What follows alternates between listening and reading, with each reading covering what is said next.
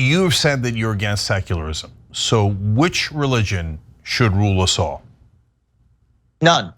That is the answer. Well, isn't that secularism? That's not secularism. I think that capital S secularism is something that has used a substitute religious-like worldview to foist that affirmatively onto multiple institutions across this country. I think that there are many forcible agendas. If you have to pledge allegiance to a diversity, equity, inclusion agenda as a function of getting a job, I think that is a Title VII violation, civil rights violation today.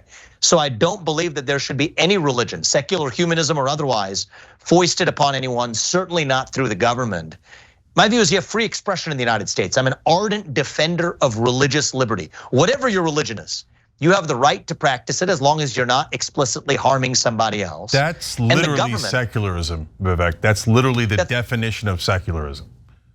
That's actually, well then, Cenk, what I would say is respectfully, whatever word you use to describe it. Now I've written a whole book about this, and so we can debate the vocabulary. But in concept, I believe that every religion should be practicable in the United States with religious liberty as long as you're not harming somebody else.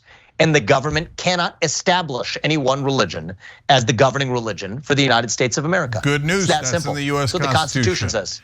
That's exactly right, I that's believe in the US Constitution. That is why the US Constitution is considered the first secular constitution. But okay, now we've all done a literacy and civics test. Well, look, I think that's in the First Amendment for a reason. Free speech, free expression, freedom of religious choice, and non-establishment. Yes, those are foundational to our constitutional republic. I do think that many of the philosophies that are foisted on kids, the hostility towards schools that may want to adopt certain religious worldviews as private schools, the hostility towards somebody who says if you don't approve of a certain kind of marriage, you still have to officiate that marriage using the state's force to do it.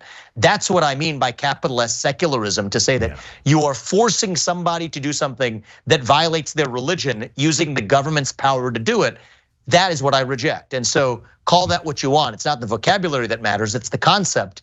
I am against that. And you may disagree with me on that, but at least we can smoke out where our likely disagreement is rather than worrying about the verbiage. If you enjoyed this video, that's because of our members. They make us independent, they make us strong, and they make us honest. Become a member today by hitting the join button below.